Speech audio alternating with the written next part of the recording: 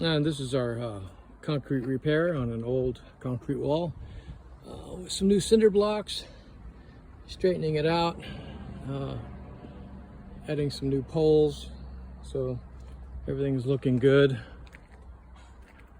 and very economical. Only a few dollars for each cinder block and about $5 for the steel poles. We have 7 of them, and then the fencing is about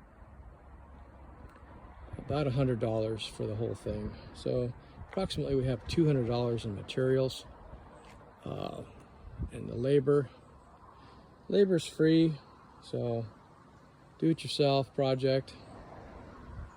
And you know, that's the way it is. Do it yourself, save money, and you're happy.